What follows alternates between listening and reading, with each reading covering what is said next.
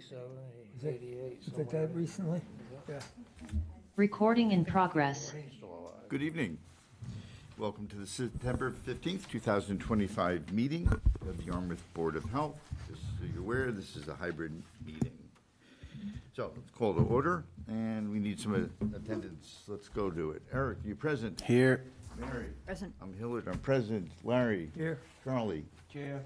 Okay, full house, that's a quorum. Great, let's move on. The public comment.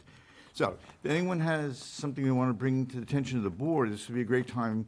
Let's do anything other than plastic reduction, so we can have people come forward when that comes up in the agenda. So, anyone, please come forward.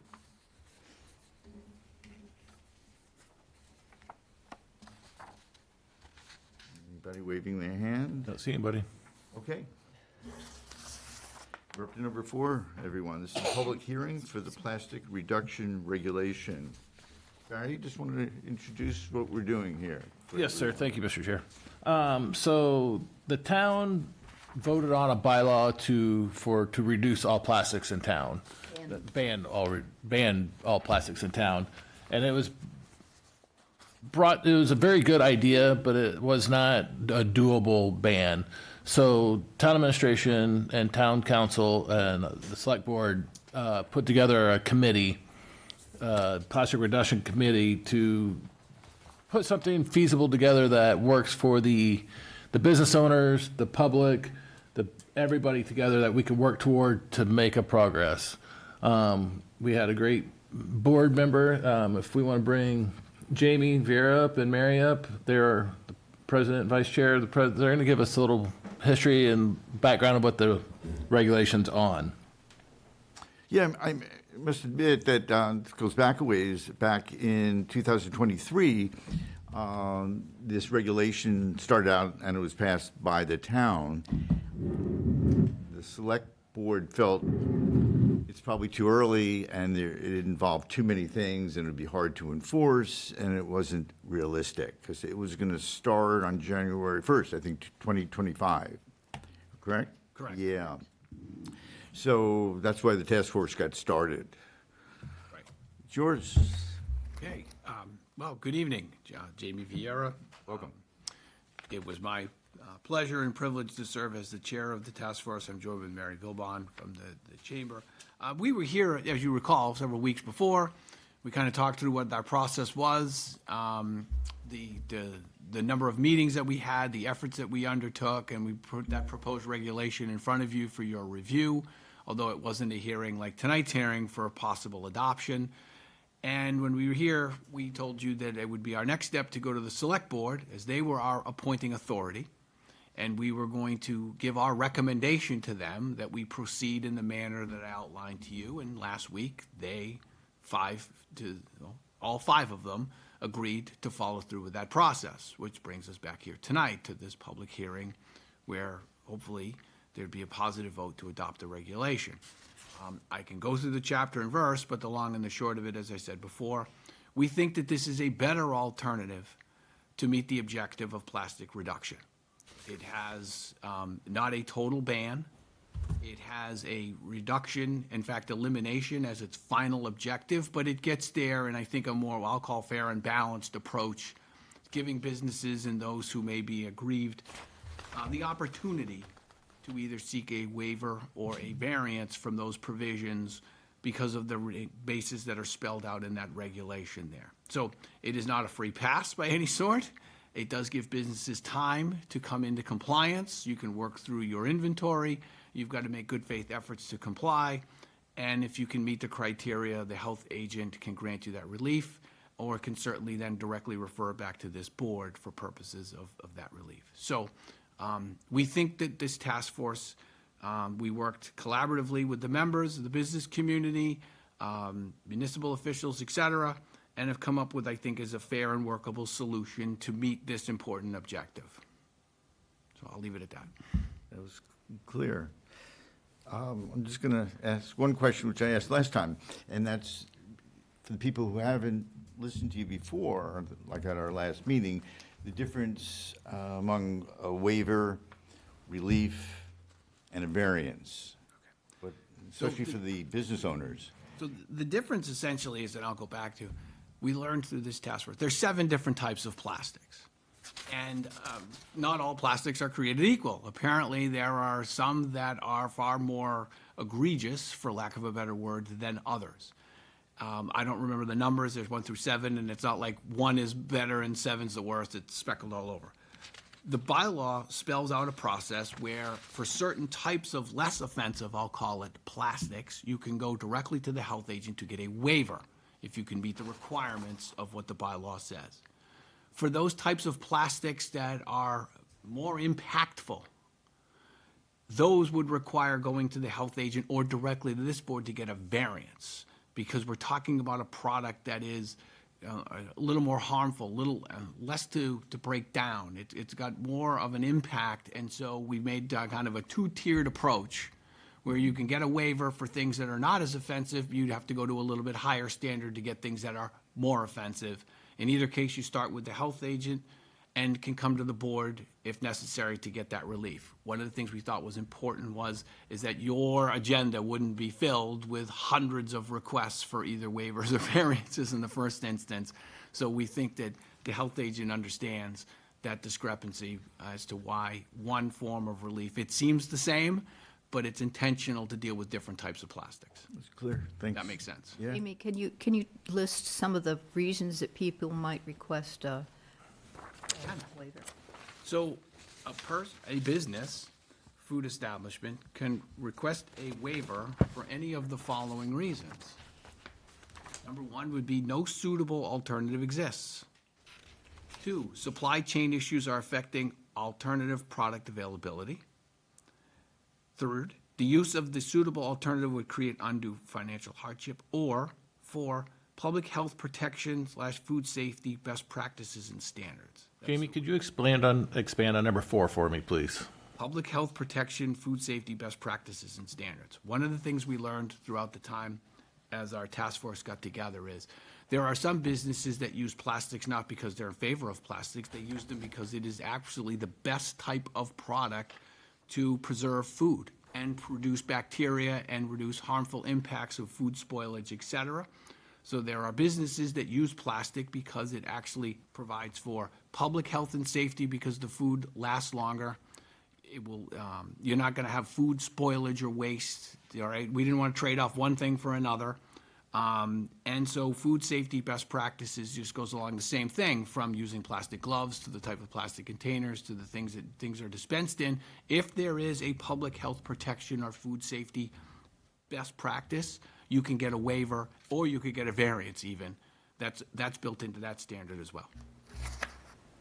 Thank you. So there is a health component to sometimes having to use plastic, and you make that presentation to the health department and justify it, then you can continue to use that product until they can come up with an alternative, theoretically, that meets the same health standard.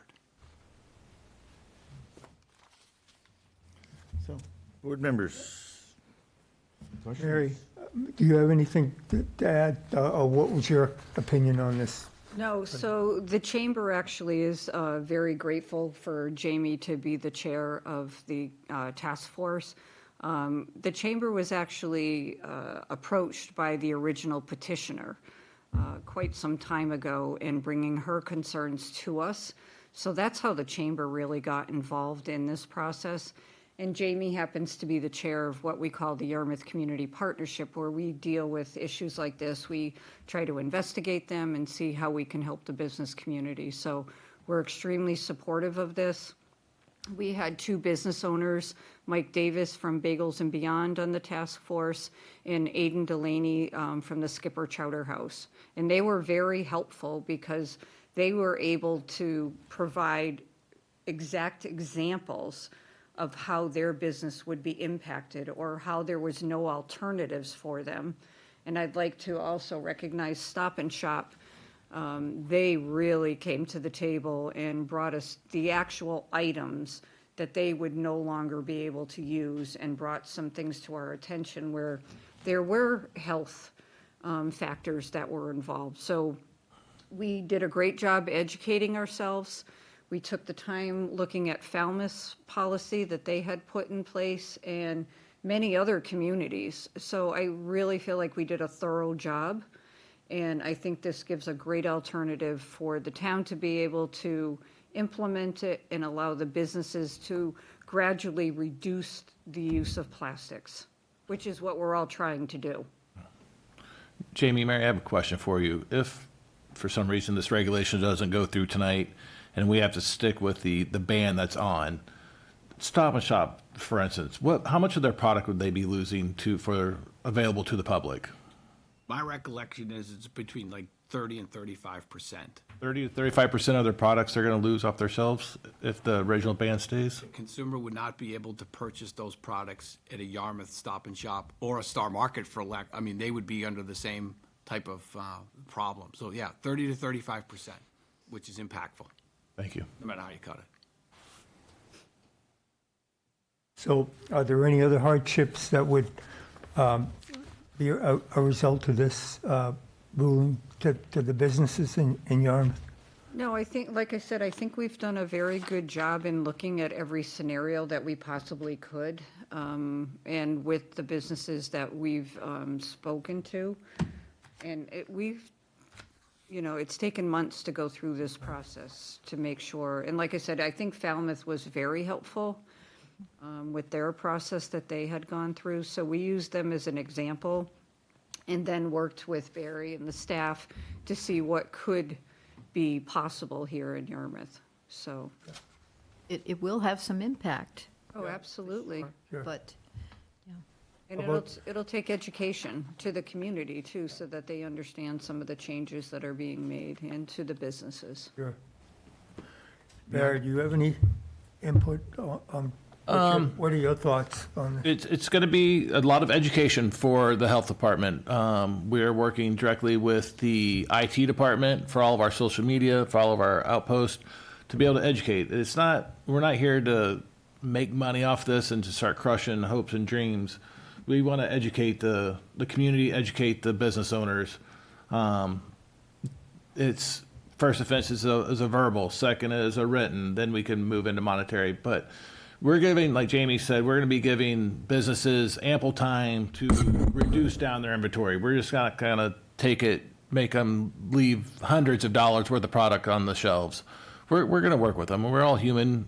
This is all new to all of us. And we all are working toward the ultimate goal of reducing as much plastic as we can in the town of Yarmouth. And we want to be a leader on the Cape and make great examples and have other towns follow our model because it's that good. And if I can say, I think we were pleasantly surprised how many businesses are already starting to make those changes in town. Right, Because 'cause they know that there are alternatives that they can use.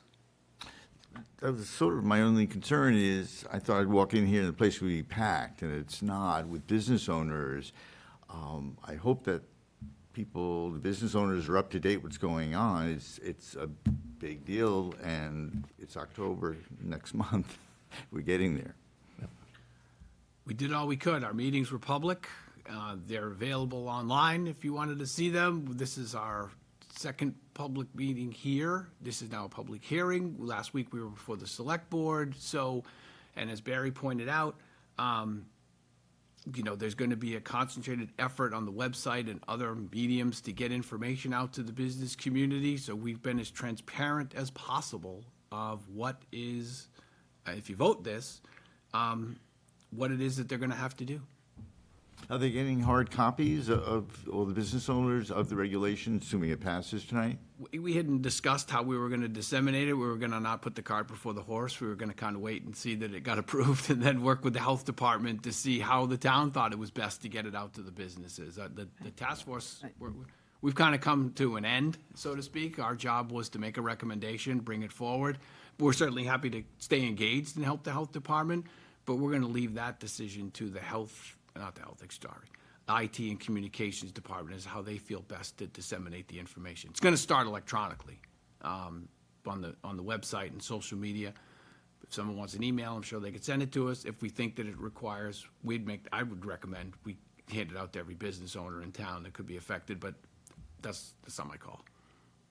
And Mary mentioned that she has sent it out in her newsletter news about what's happening and what's great. going on. Yeah, no, Okay. we did tell them that the chamber was engaged in the conversation with the town, so they are aware that we have been doing this work over the last several months. Okay. Just a comment and a question. I'm a big fan of the way that this has been organized and approached.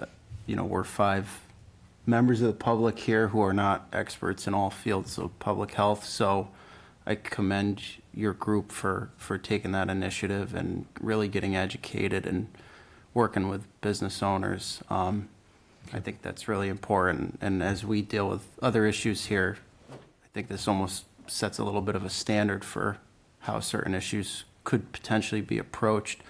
And my one question for Barry is, do you guys feel as a department that you're ready to deal with the enforcement piece of this? And more specifically, you mentioned that you guys need to do a lot of education. Do you have the resources that your department needs in order to get up to speed and have a good understanding of the different types of plastics and By what? the time 1/1 comes around, we'll be not 100% experts, but we'll be ready to go. And it's between myself, Sarah, Riley, Phil. We'll be able to get out there. We do have an intern with us until March, so we'll be able to. We do have a little like a little elevator speech that we kind of drafted up. Mary drafted up that we'll be able to go tell the business owners and stuff like that too. So. Again, as much education as we can. It's not just going to be myself. It's just not going to be Phil. We're a team down the hall. So There's some very simple listings online of the plastics 1 through 7, really brief of what that means. Yep. So keep that in mind just from an educational point of view, because most of it gets too complicated, too many chemicals, no one's going to want to read yeah, it. no. So we have. I mean, Stop and Shop was again. Thank you. Was wonderful enough. I mean, the website's not live yet, but they have plastic 1, so pictures of it. 2 pictures of it. 3 and of every single one and what they're all used for. So it's we've done a lot of research and work on this. So. Does Stop and Shop have any comments they'd like to make? I'm just thankful to be through the process itself. If you do, you would need to come to the mic. Doesn't mean you need to. That's all. You can let that slide if you want, but we heard you. I'm all set. You're all set. Okay. Thanks for coming, though. Charlie, anything? No. Okay. So, anyone want to make a motion and see what we want to do about this regulation? I move that we pass the disposable plastic food water rules and regulations for food establishments with an effective date of January 1st, 2026. I'll second it. Okay. Any other discussion? Okay, I guess not. Let's vote. So, all in favor? Motion, raise your hand, and say aye. Aye. Congratulations. Nice job. Thank you very much. Thank you. All right, this is good for all of us.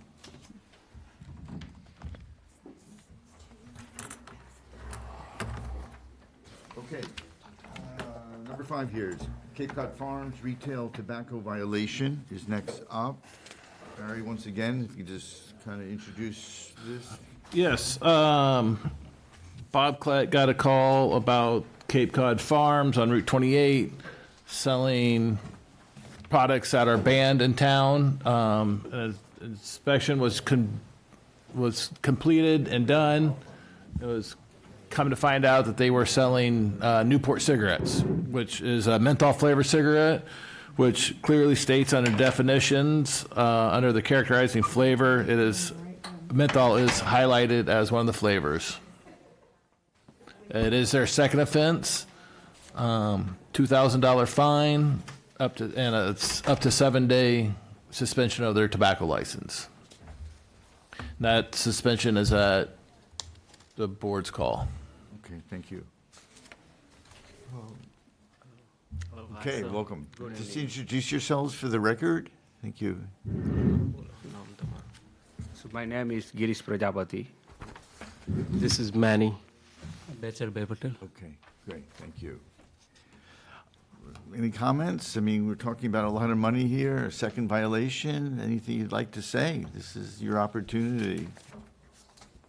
We may have some questions, but if you have anything to say about what happened or why it's happening, or...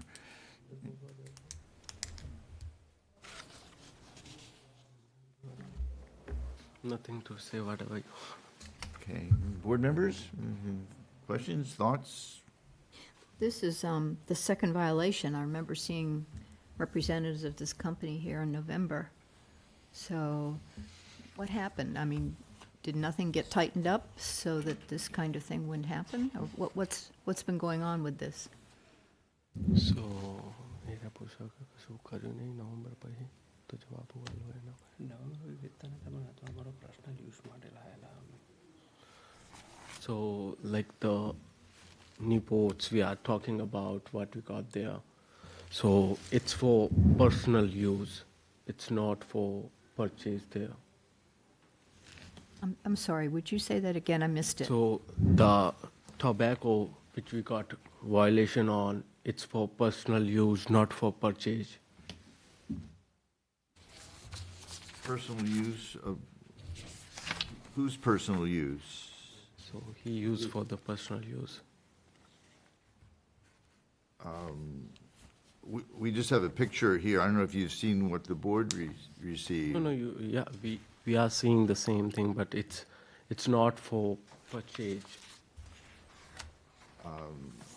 Picture here shows 5 cartons and 5 X. packs of Newport menthol cigarettes. So that's completely, you are right, it's 5 bags and 5 cartons, but it's not for the purchase.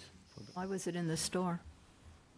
It's just the, ये have the store में क्या मतलब carton हो क्यों? Yeah.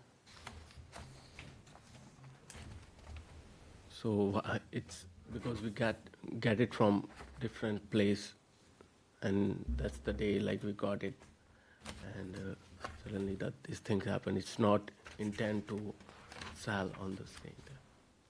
Most people keep, I think, their cigarettes in their own homes Yeah. So or their cars, but So- not in somebody's store. no, you are completely right. What was the thing? The cartons were what they get found. It's in open. It's not like we're hiding somewhere. So we just got it, and before we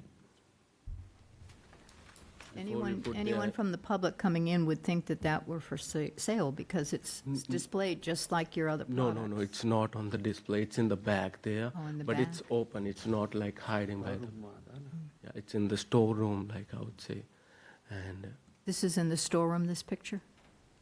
This picture is in the storeroom? I don't have the picture.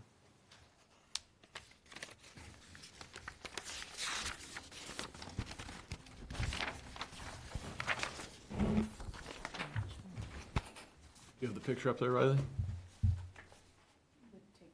So the letter here from Phil at the health office says that 5 cartons and 5 packs of Newport menthol cigarettes available for purchase. Does that mean they were on display? Do you know? I don't know. Bob Collette, we asked him to come, and he's on vacation. He said he got a tip from somebody that they were selling them. That's why he went in to do a surprise inspection. So somebody from the public knew that they had Newport cigarettes. For sale.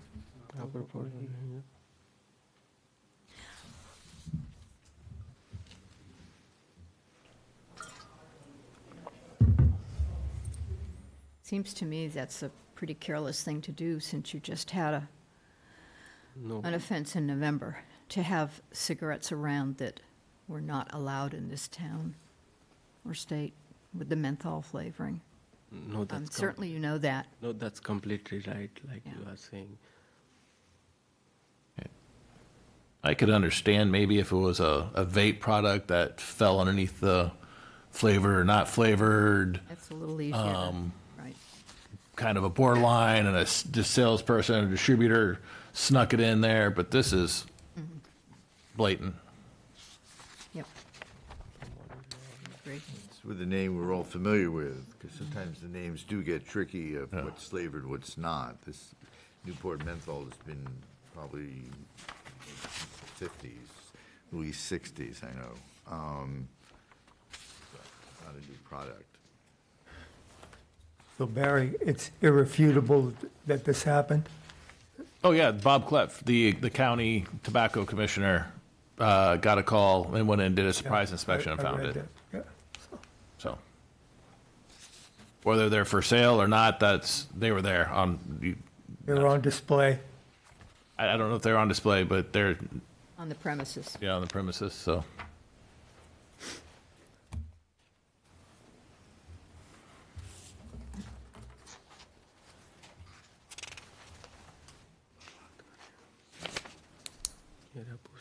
So where were they when they found them? It's in the back when we like up down on the second floor. It's not in the front aisle. It's not in the display. It's in the back.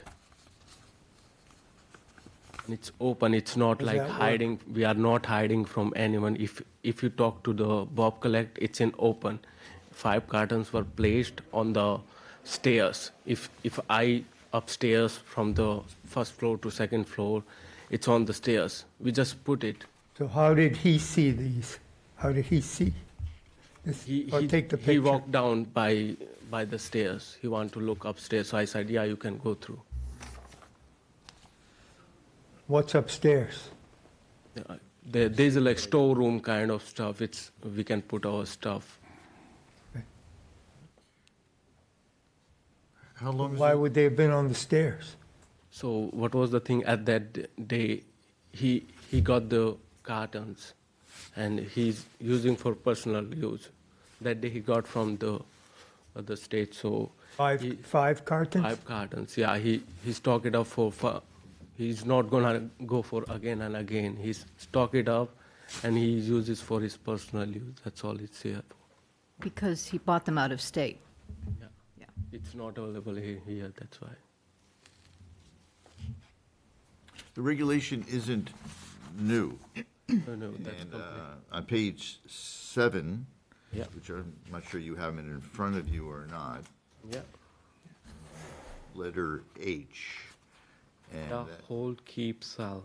Yeah. Okay, so sale of flavored tobacco products prohibited. Says no retail establishment shall possess, hold, keep, sell, or distribute. Goes, yeah. Yeah, That's completely right. right.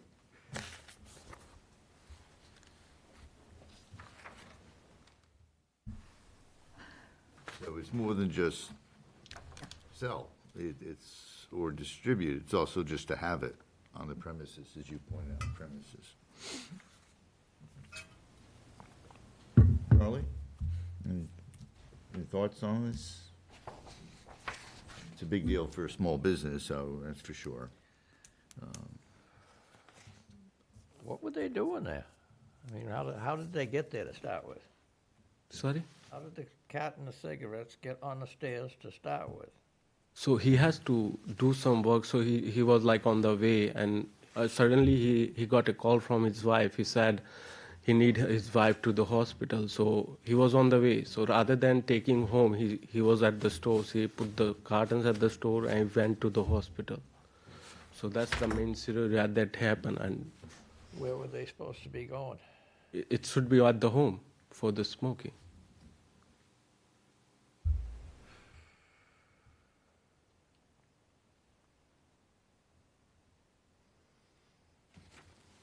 I don't know, it says he's not supposed to be in possession of any of this stuff. It's not supposed to be there, so why would it be there? That's the thing I don't understand. You know it's not supposed to be in the building. Yeah, you are completely right, boss. But at the same time, the urgency of his wife.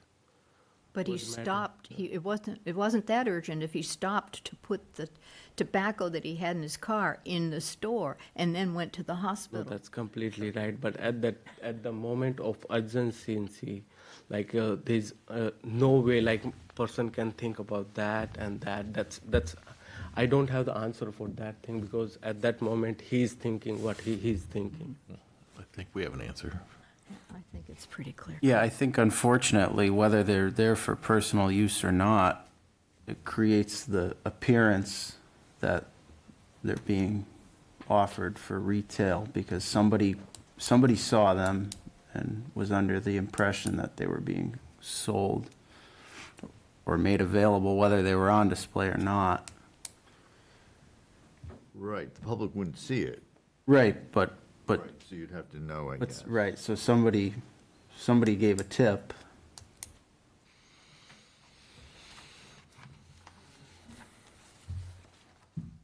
Well, as Hillard said, the regulation says you shall not possess, hold, keep, sell, or distribute. So if that was the situation, you put this company at severe jeopardy, You know, that's completely fine, right. and a license suspension. That's the penalty for the second offense.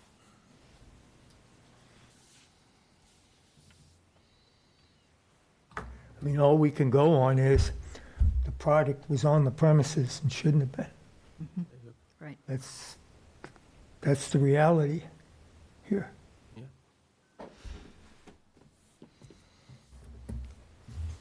Yeah. So, any other discussion about it? Anything? If not, make a motion of what to do here. I guess it'll depend upon the vote, so someone can make a motion at least to get started.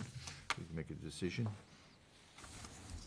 I move that we fine Cape Cod Farms $2,000 for a second offense, and that the tobacco sales permit shall be suspended for 7 consecutive days, and they can name the day to start that within the next 3 days. Is there a second to the motion? Second. Any discussion? You say 3 days, is that to decide or? Decide, to they need decide to, when to start? now, Yeah. they need to decide now, but they can start within 3 days, that 7-day Starts. consecutive day suspension. Okay. Right.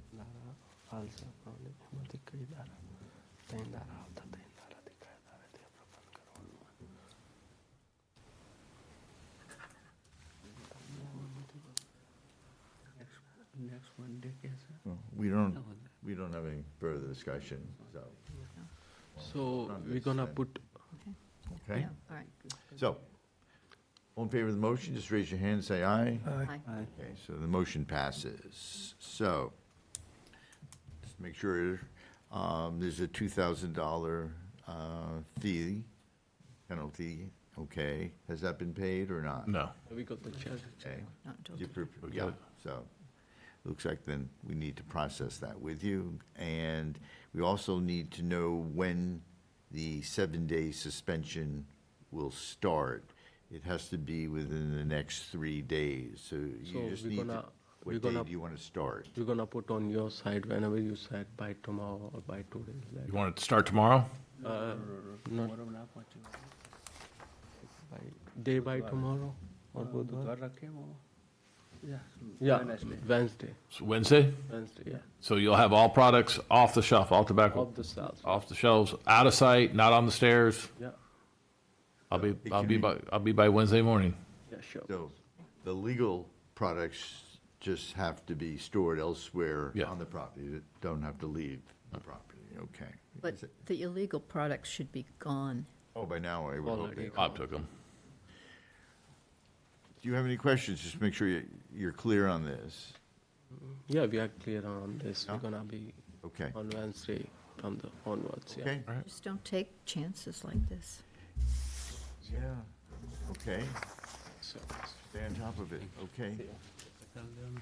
Thank you for coming in. Okay, up to number 6, review and approve minutes. The first one is August 18th, 2025, which hopefully everyone looked at it in their packets. Any questions about it? Anyone? Comments? Edits? They looked okay to me. They looked fine. Anyone? Just a spelling on the last page for council, town council. Under 7, the third paragraph, the last paragraph, council is not spelled with an I when it's the town council. Other than that, they look great.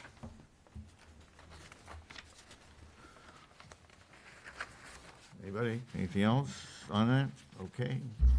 So let's make a motion to pass the minutes then for this date. Thank you. Move that we approve the meeting minutes of the Board of Health from August 18th, 2025, as presented. Second. Somebody? Okay, so all in favor? Aye. Raise your hand, say aye.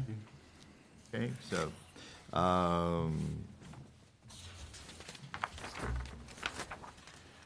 where are we? So December 4th, 2023, I'm sure many of us don't remember all the details. Remember it well.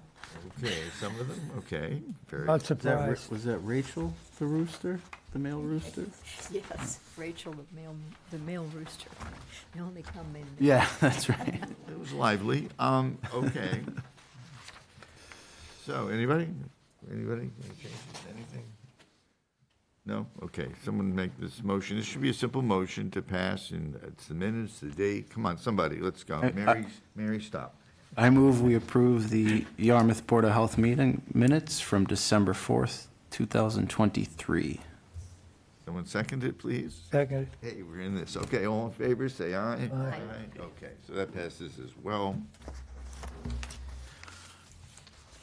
Okay, just looking at the part here, new and old business. Looks like the first thing with the dates.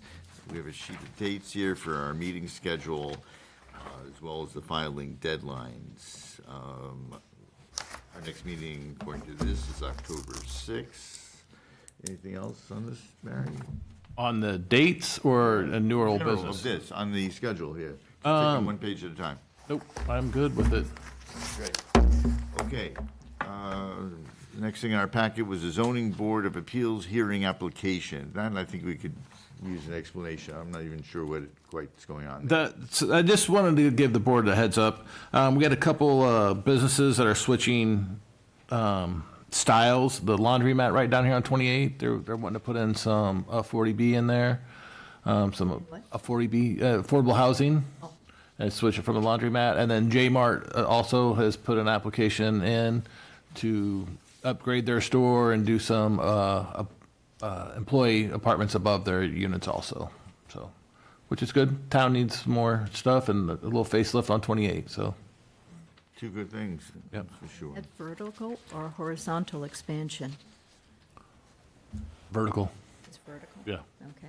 Well, believe it or not, J-Mart has a lot more footprint than what you see right out front, so. I just meant in terms of, Oh. business type stuff. They're expanding and it's great, but, a laundromat now becomes affordable housing. Yeah. That's their business, kind of, it's interesting, but like Hewlett said, it's needed. Yeah, glad to see it. Okay, next item here is about the Yarmouth proposed zoning bylaws amendments. Barry, Similar, I combined both of those into Yeah. that same one. I this apologize. one's about live lobsters. Right. Oh, that one, I apologize, yes. Trailered boat, So that's the one that it's going in front of the ZBA to allow lobster sales in non-business in a residential area.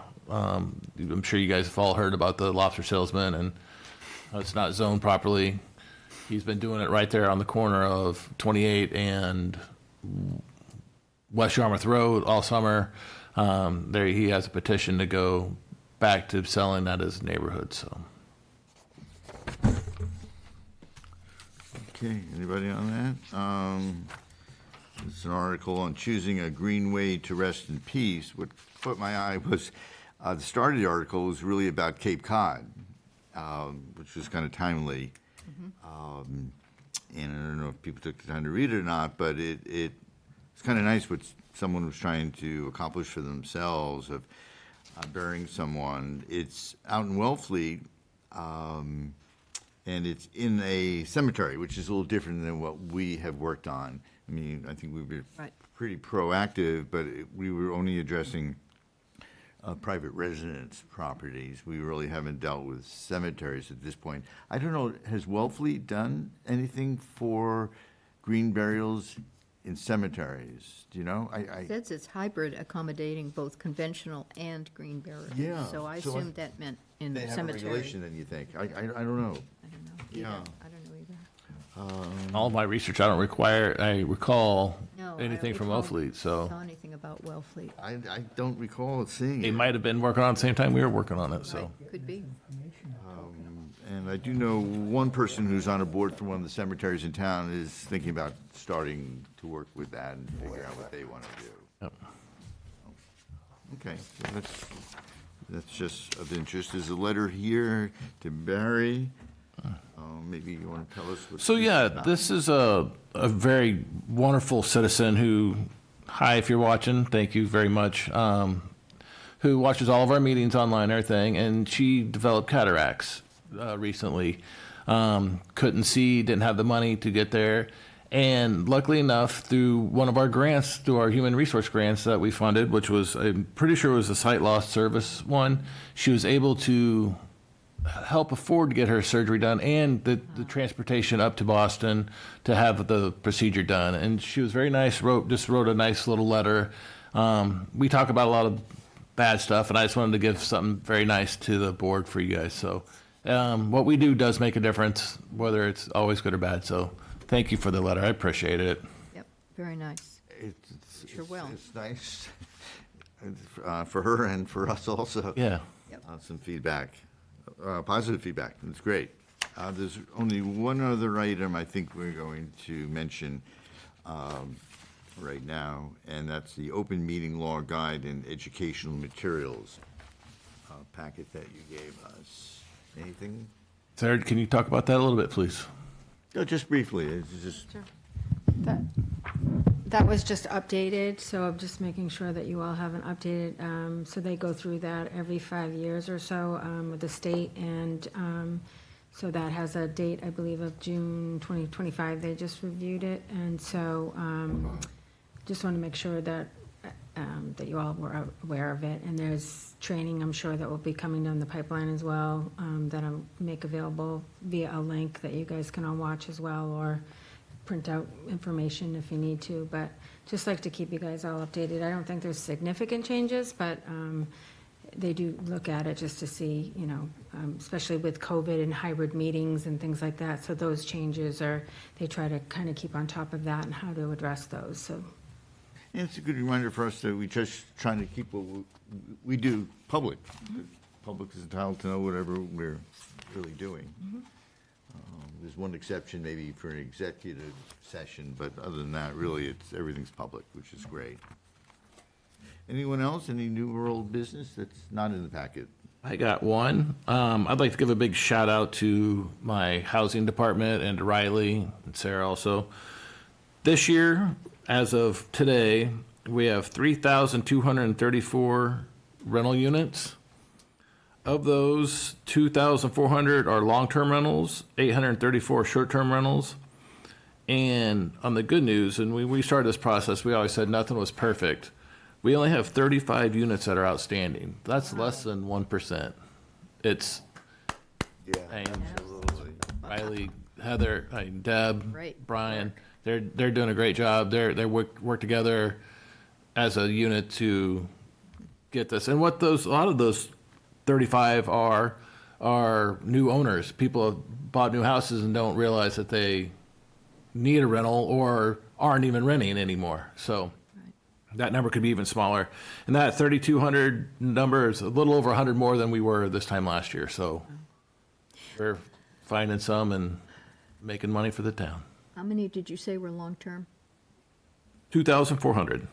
Because at the select board meeting the other night, they were talking about long-term rentals. Oh, yes, that's right. Yeah, and Senator Sear. Incentivizing or, you know, so, yeah, that's important. But Senator that's Sear. a good proportion that are long-term. But I thought, last year we're at like 32 35% that were still outstanding, and we're at less than 1%, so right at 1%. That's wonderful. amazing. Yep. Anyone else? You want to be doing in the future or not doing in the future or anything?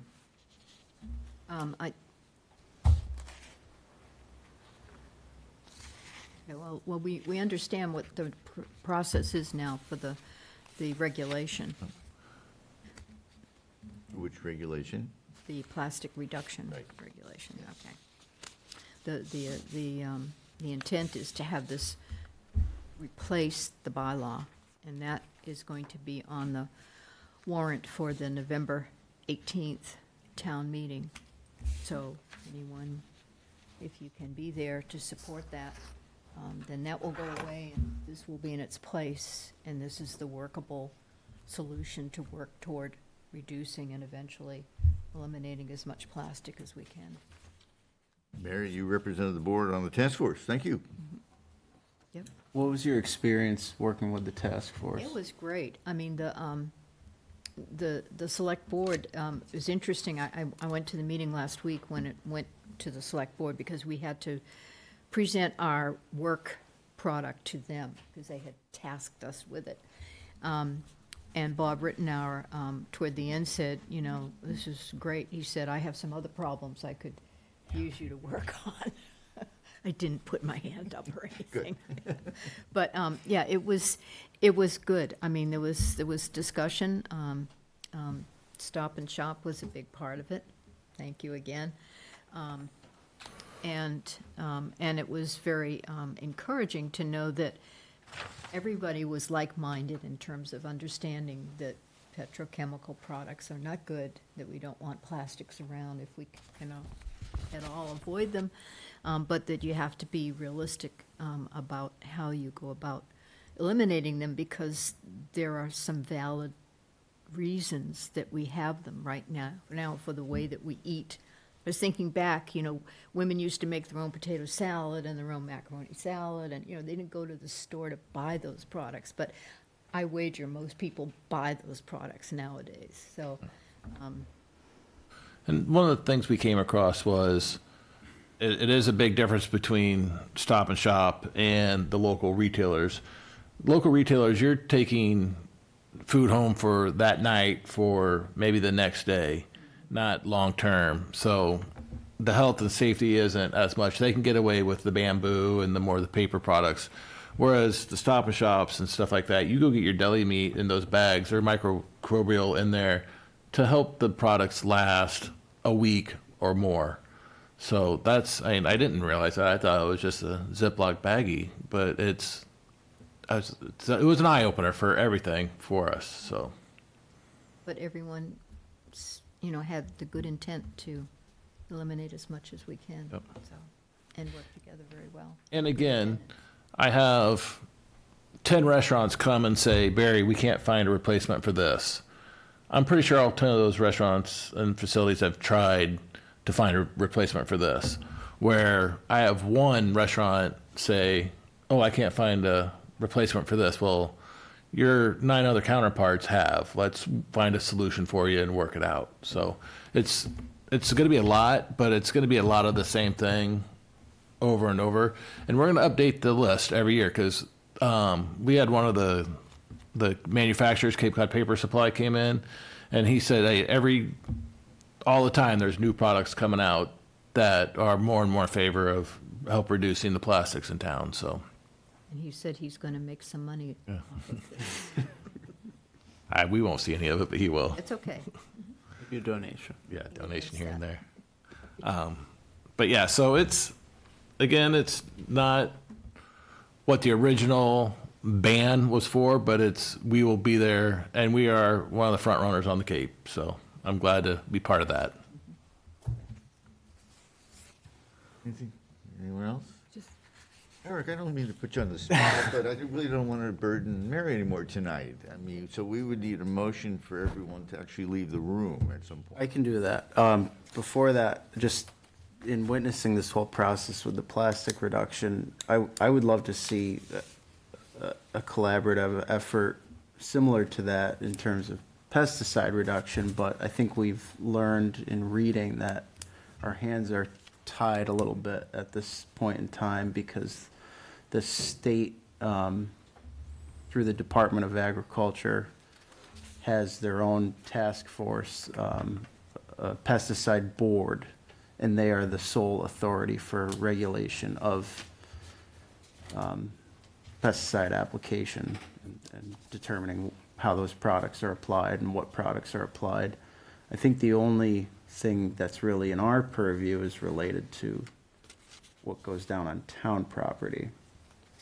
So I think we all probably did a little bit of reading on that and came up with similar findings. We could put it on the agenda, and we're talking perhaps property that's not the golf courses or whatever. We can certainly do that. There's been a lot of news this week from the group or the movement of Make America Healthy Again that are concerned that restrictions are being lessened a little bit, that there's more freedom perhaps for the companies making these products. It's going the other way. And so they're actually concerned about it, that they're allowing the companies to maybe get away with not having to pay fines for, all the lawsuits dealing with cancers, so on. So that's sort of a change a little bit. We'll see what goes on. But why don't we put it on the agenda for discussion purposes, and everybody do some homework on it and think about it as something we can do just on town property. That maybe one thing that would make it better, healthier here. Yeah, just based on my memory, I don't believe that the schools are applying Roundup. I don't know if anyone can correct me there. So I believe they've chosen to discontinue the use of that product, which is good. That's my understanding as well. My understanding is that they also have to submit an integrated pest management plan to the state for review every so often, which is another good thing. But, you mentioned some of the chemical companies. I believe the panel of the pesticide board, who is responsible for writing some of the regulations, is comprised of industry people as well as representatives from chemical companies. So, yes. They're spending hundreds of millions of dollars lobbying Yes. For themselves. Yes. Same thing that happened with tobacco companies. Yes. This is not new. One thing is maybe look at the playgrounds in town. Yeah. Should we maybe try to do something there with the kids playing around on the grass? Maybe we can focus on that. Barry, so put it on the agenda for discussion purposes, all right? Your discussion, yeah. I got one last thing, just for Charlie and Hillard, your terms are up at the end of October. If you don't have to make a decision tonight, but just start thinking about if you want to continue to be with the board, so. Thank you. Yes, ma'am? I'd also just to remind us that we're having the Awareness Month, so the 23rd of September between 3 and 4:30. The Yarmouth, well, now they're called Cape Cod Community Pantry. They were the Yarmouth Food Pantry, but they've changed their name, so they're now Cape Cod Community Pantry. Will be providing healthy snacks to people that come in. And we also have a coloring contest, which we've received one coloring page so far. So we're definitely reaching out to the schools, but so people are aware of it and just kind of, it's a good initiative to get people to be, it's childhood obesity, which is what we're focusing on this month. So, So what, just so you can state it again for the public listening, what is your goal here? Because you put a lot of effort into this, it's great. the goal is each month the health department will be providing some sort of an awareness. So we've have the next 4 months planned out. So this month was Childhood Obesity Awareness Month. So we will be giving out, snacks, healthy snacks on the 23rd. We're doing a coloring contest, which is a plate, and they're coloring in some food on the plate to make them aware of it. We're providing handouts and such.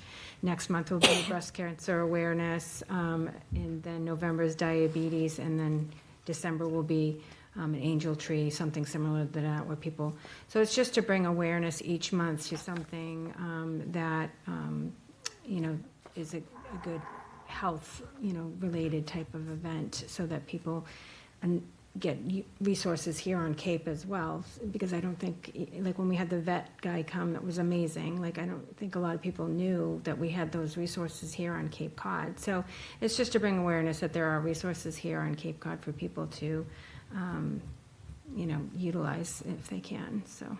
How did you advertise this? Or how are you? It was on social media, on the Facebook page. We have it on our homepage, on the health department.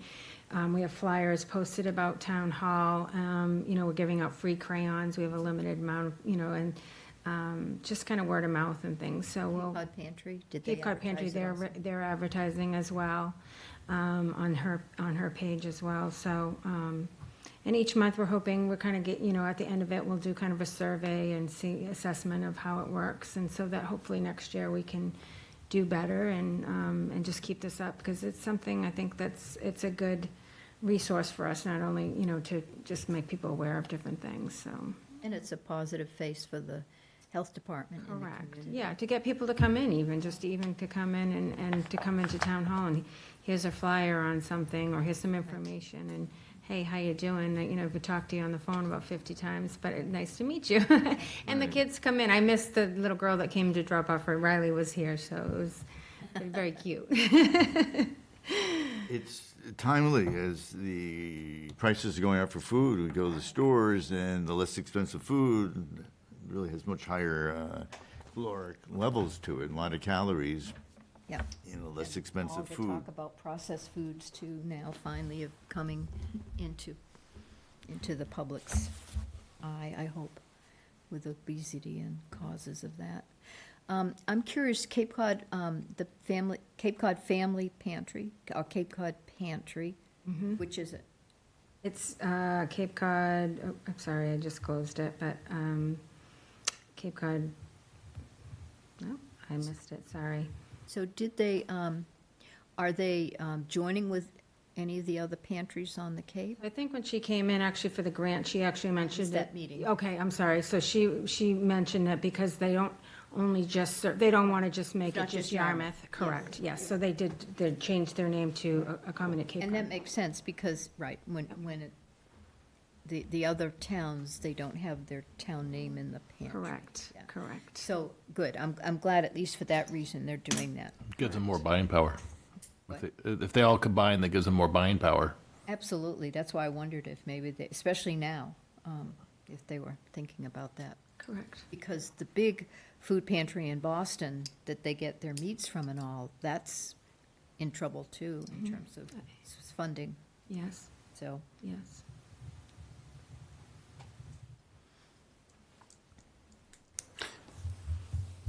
I'm going to move that we adjourn. Second, okay, all in favor, raise your hand, say aye. Okay, Aye. meeting's adjourned. Thank you, everyone. Thank you. Recording stopped.